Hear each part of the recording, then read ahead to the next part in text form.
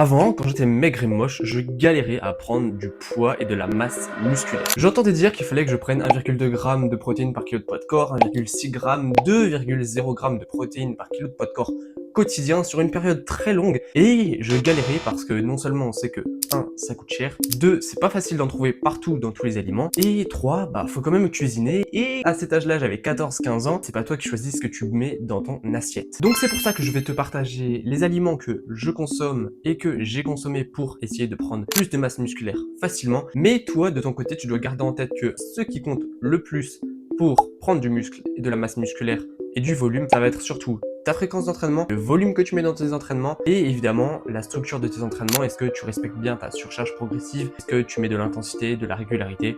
C'est ça qui joue quand tu es débutant. Donc voici les 6 aliments dont tu as besoin quotidiennement, que tu peux spammer dans ton alimentation tous les jours, qui vont te permettre d'avoir un apport régulier et fréquent en protéines et qui vont être faciles à préparer et à consommer. Si tu es déjà un peu dans le game de la musculation, tu dois sûrement savoir que ça s'appelle un œuf.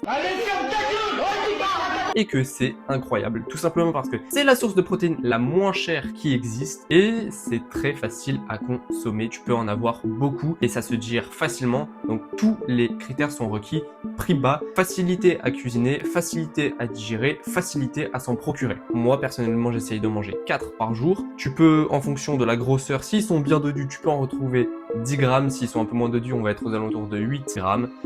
Donc c'est pas mal déjà, donc si j'en mange 4, je suis aux alentours de 32 à 40 grammes de protéines seulement avec ça. La deuxième source de protéines que tu dois absolument connaître, c'est évidemment le fromage blanc. Un gros pot de fromage blanc, 850 grammes de fromage blanc, parce que comme les œufs, tu pourras en consommer beaucoup par jour, c'est faible en calories, riche en protéines, c'est incroyable pour la prise de masse, tu pourras manger à différents moments de ta journée, et je te recommande vraiment. Pour du fromage blanc, pour 100 grammes de fromage blanc, on est aux alentours de 10 grammes de protéines, donc tu peux facilement en manger 200 grammes par jour, pour du coup 20 grammes de protéines. Si tu connais le prochain aliment que je vais te présenter, et ben franchement, tu es très renseigné en nutrition, parce que celui-là, peu de gens le connaissent, peu de gens l'utilisent, peu de gens savent même qu'il existe. Et donc, franchement, dis-moi dans les commentaires si tu le connais parce qu'il est incroyable.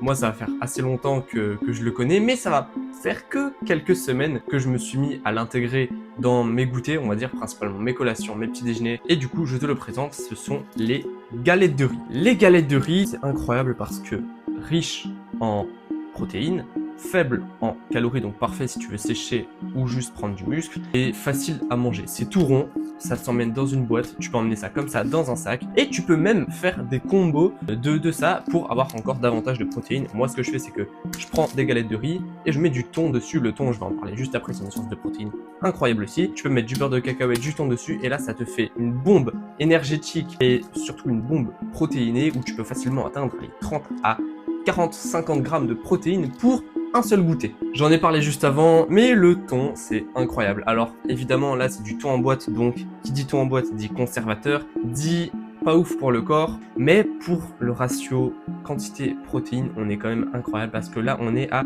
26 grammes de protéines pour 100 grammes.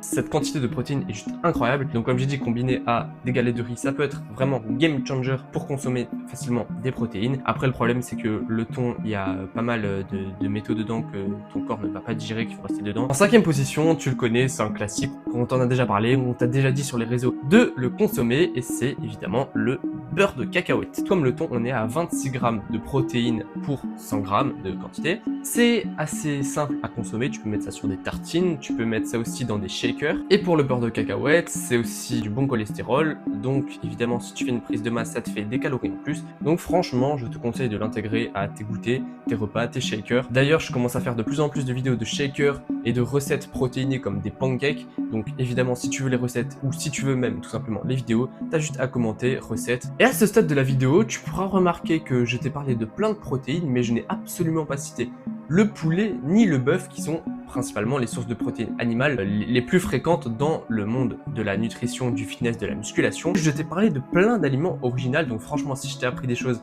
Et ben, pour me remercier, mets un petit like, ça fait plaisir, partage, abonne-toi. Et on va justement parler maintenant du poulet et du bœuf. Pour environ 100 grammes de poulet ou de viande hachée, on va pouvoir monter au-dessus de 20 grammes, 25 grammes, 30 grammes de protéines parfois. Donc évidemment, c'est une source de protéines que je te conseille de consommer quotidiennement. L'essentiel, c'est de retenir que toutes ces sources de protéines, tu peux les consommer et t'essayes en fonction de tes moyens, de ton budget, d'ajuster les quantités. Et pour ces sources de protéines, il faut savoir que toi, en fonction de ton poids et de tes objectifs, tu l'adaptes, tu l'élèves. On va dire que là, je t'ai partagé les principales sources de protéines que moi j'utilise et que je connais, mais évidemment que tu vas retrouver des protéines dans d'autres aliments. Ça peut être le cas notamment des amandes où il y a pas mal de protéines.